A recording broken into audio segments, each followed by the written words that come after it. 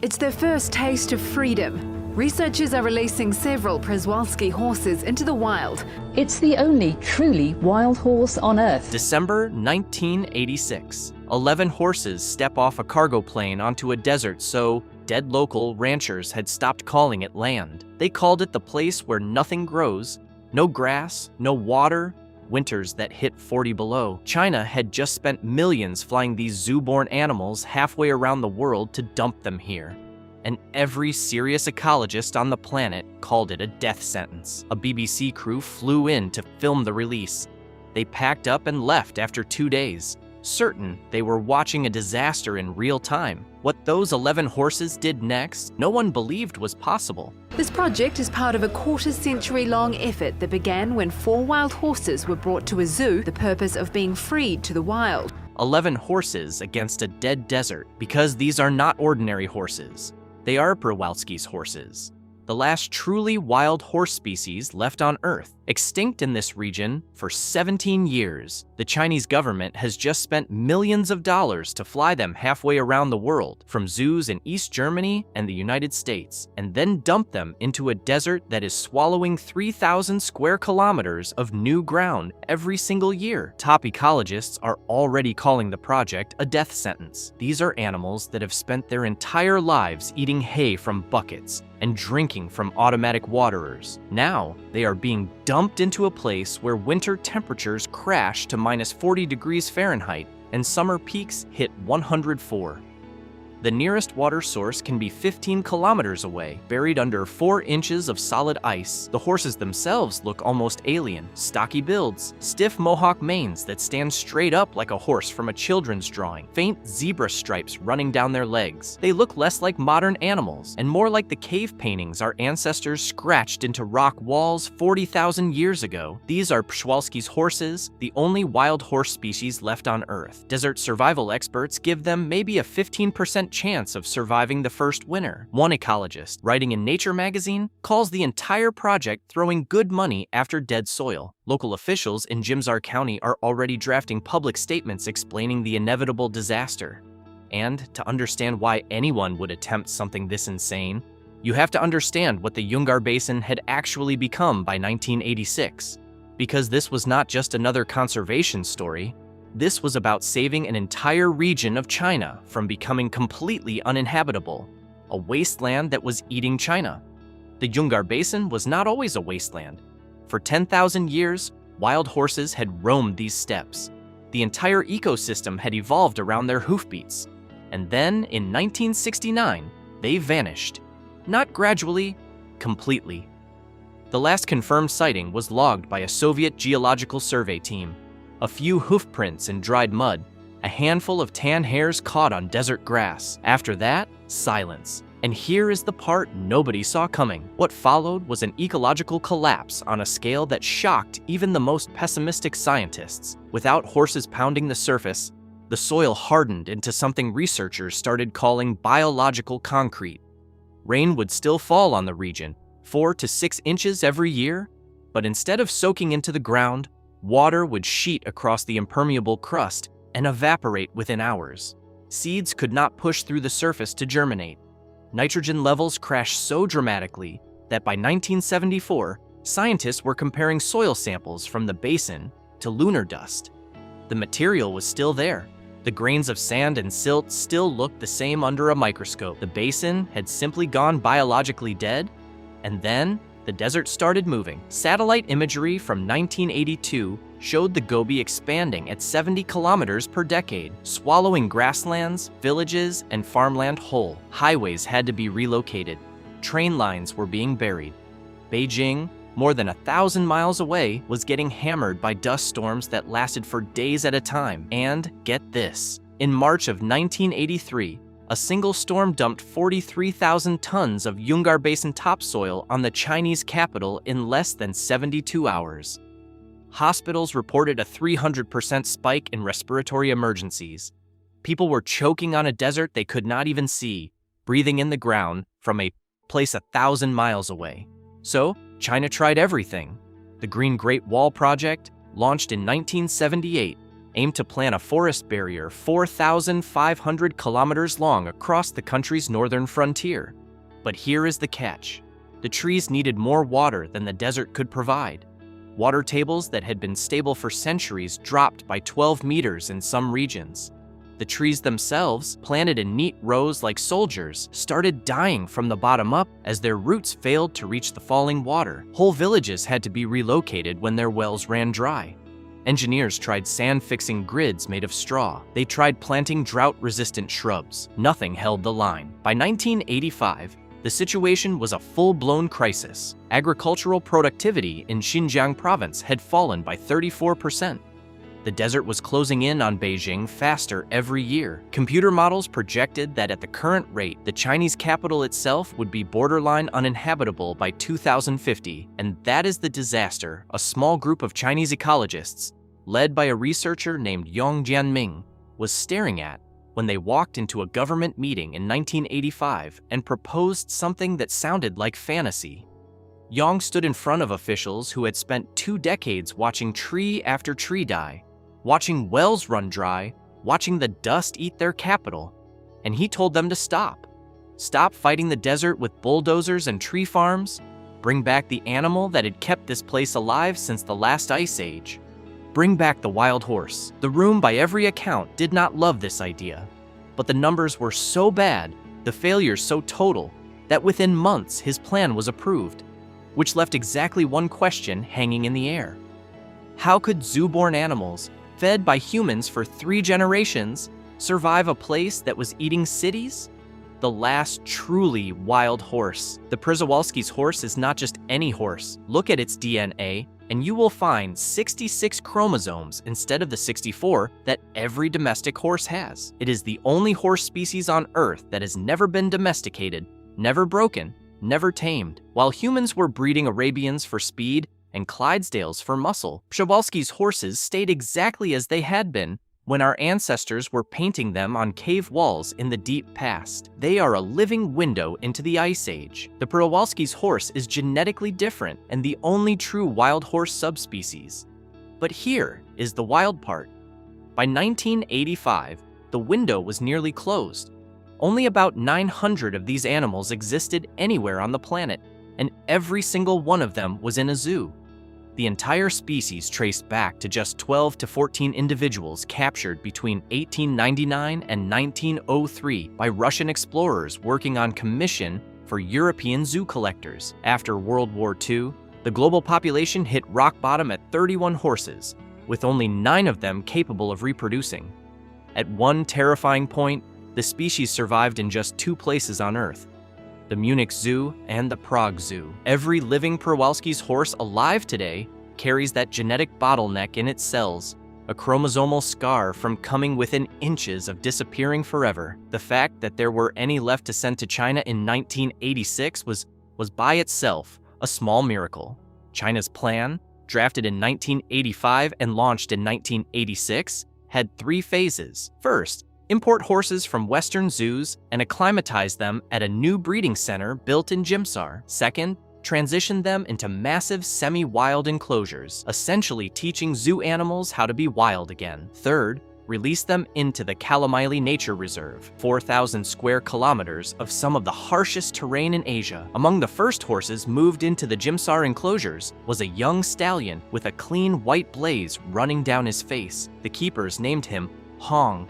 Remember that name. Now, here is where things get interesting. Yang's argument to the government was not just that these horses would survive, it was that they would actively rebuild the ecosystem. These horses do not just eat grass, he said, they engineer entire landscapes. And once you understand how, the entire story stops sounding crazy. It comes down to 3 things, and the first one is brute force. Each horse weighs between 600 and 800 pounds. When they run, their hooves hit the ground with 800 pounds of pressure per square inch, which is more force than a jackhammer. In a place like the Junggar Basin, where the soil had turned into that biological concrete, this is exactly the kind of force needed to shatter the hardened crust and let water back in. But here is the thing machines cannot do. Horses are selective. They walk around fragile young plants. They only pound bare soil and dead vegetation. They know the difference.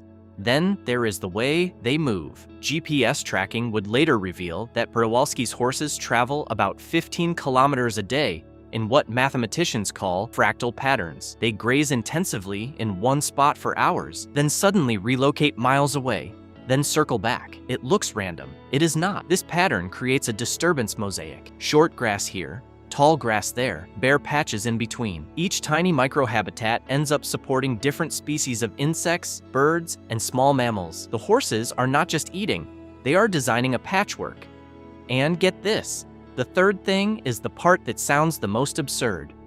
Horse manure, it turns out, is not waste. It is a delivery system. Analysis of Przewalski's horse dung revealed viable seeds from more than 20 different plant species, and the journey through the horse's gut actually improves germination rates by up to 300%. The acids in their digestive system scarify hard seed coats and break dormancy in seeds that would have otherwise stayed locked up for years. 1 gram of dung contains up to 7.4 viable seedlings. That is double the dispersal rate of cattle and 8 times the rate of sheep. And because these horses travel those 15 kilometers every day, they are seeding vast areas, building genetic corridors between plant populations that have been isolated for decades. Every pile of dung is, in a very real sense, a self-watering, pre-fertilized seed packet. That was Jung's pitch. That was the theory. The problem was that the horses they were about to release had spent 3 to 4 generations behind bars. There are currently 900 Przewalski's horses in China, a remarkable achievement for wildlife diversity. They did not know how to find water in a desert. They did not recognize the sound of a wolf as danger. They had never experienced a temperature below freezing or above 90 degrees. They had lost what the researchers called the culture of survival. The learned behaviors passed from mother to foal that no amount of raw genetic programming can replace. So, the question that would decide whether Jung was a visionary or a fool was simple. Had 3 generations of zoo life killed the instincts buried in these animals? Or were they still in there somewhere, waiting? Before we go any further, before I tell you what happened when these horses actually hit the ground in that desert, do me a quick favor.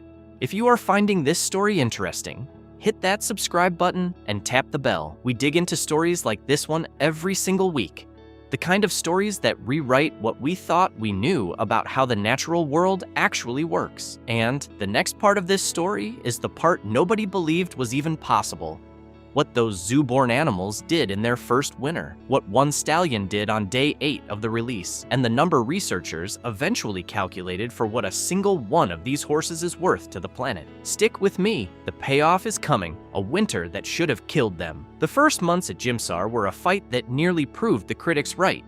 Within weeks, botfly infestations had hit 100% of the herd, and these were not ordinary parasites. The larvae burrowed into the horses' stomachs, creating painful lesions that wrecked their digestion at exactly the moment they needed every calorie to survive. Then came the first winter, and the first winter was apocalyptic. Temperatures fell to minus 42 degrees Fahrenheit. The horses, accustomed to heated barns, huddled against frozen winds that cut through the desert like razors. Their distinctive mohawk manes froze into icy ridges so thick that some horses could not lift their heads off the ground. Snow buried what little grass existed under 3 feet of powder. And here is where it gets brutal. The staff at Jimsar, Jung's team, watched through binoculars and were forbidden to intervene unless the entire herd was at risk of dying. 7 horses developed severe frostbite. 2 mares miscarried in the cold. The international press was already writing the obituary for the project. Conservation journals were preparing autopsies of what they assumed would be a textbook failure. Jung himself, by his own later admission, was preparing for the worst.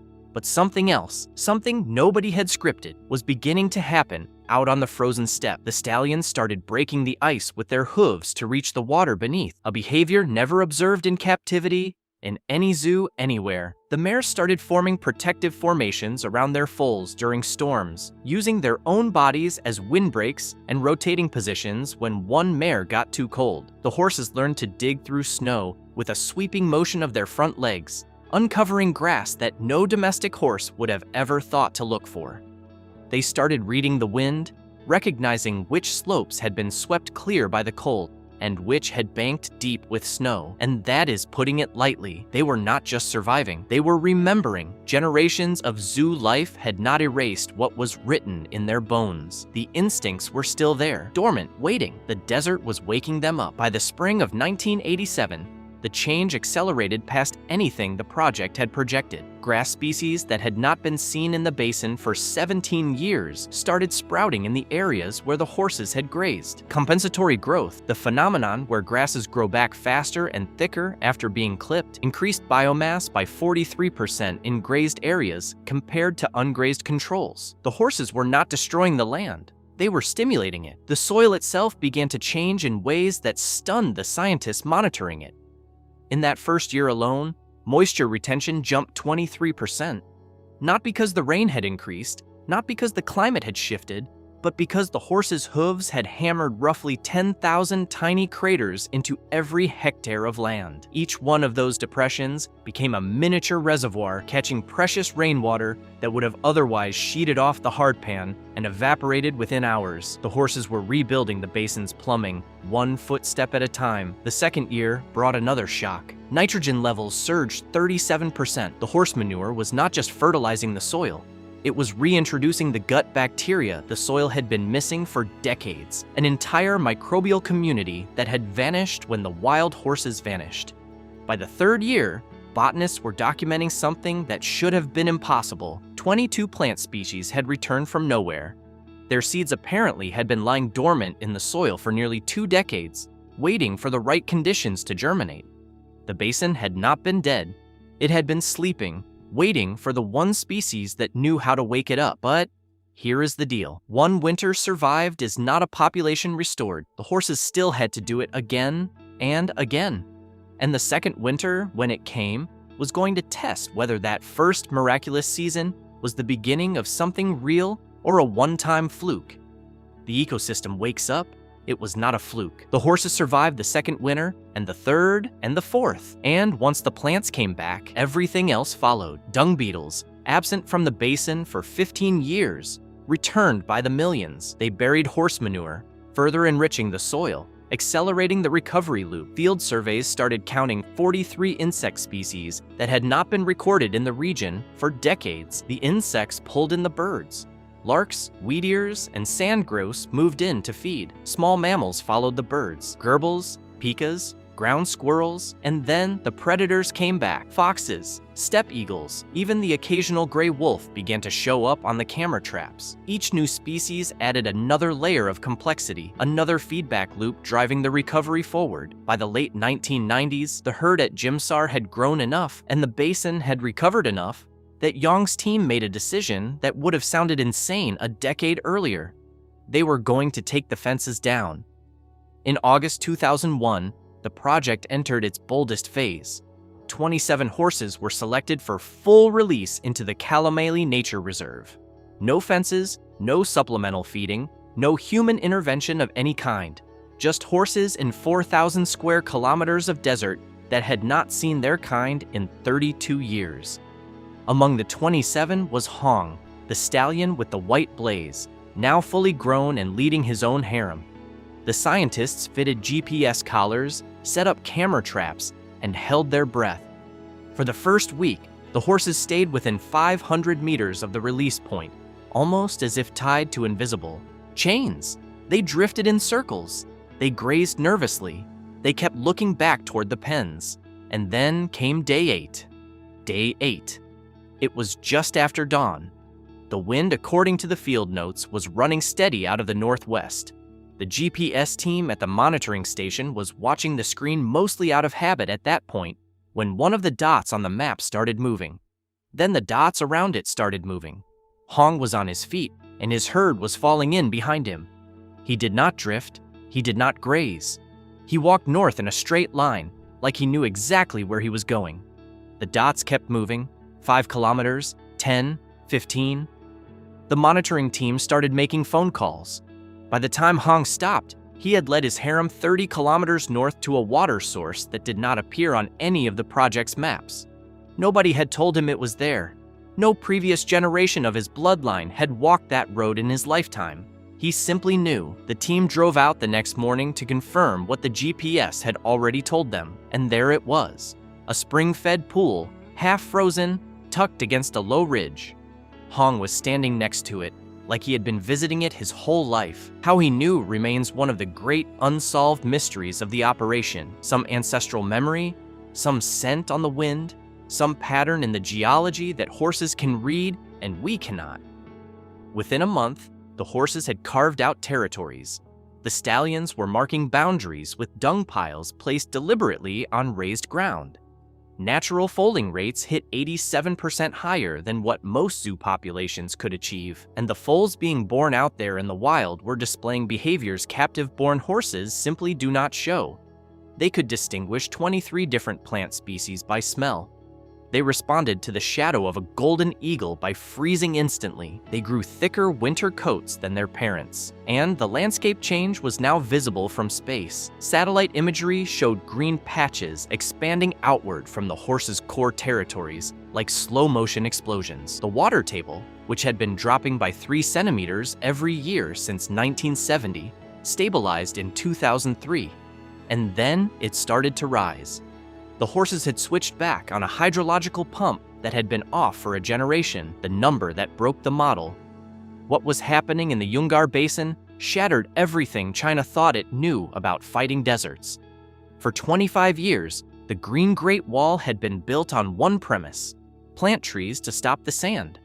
By 2010, China had planted 66 billion trees at a cost of 47 billion. And in many regions, the trees had made the underlying problem dramatically worse, pulling water out of the ground faster than the land could replenish. And here is the part that should have changed everything.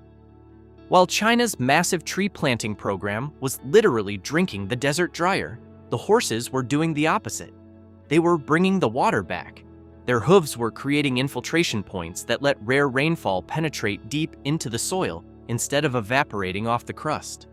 Their grazing was maintaining grasslands, which require 90% less water than forests. A single horse was improving water retention across 50 hectares every year. Then somebody did the math, and the numbers stopped sounding like ecology and started sounding like economics. When ecological economists sat down to calculate what a single Przewalski's horse was actually worth to the surrounding ecosystem, they came back with a figure nobody expected. Soil restoration valued at $12,000 per horse per year. Seed dispersal, $8,000. Water retention, $15,000. Carbon sequestration, $7,000.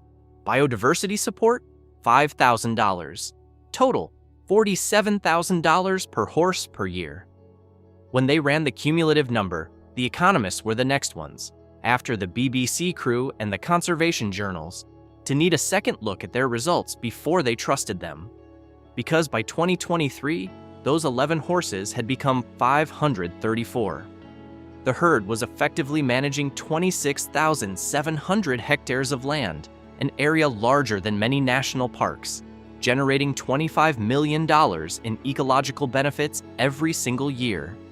And that was a conservative estimate that did not include tourism, scientific research value, or what the basin was now worth in carbon offsets.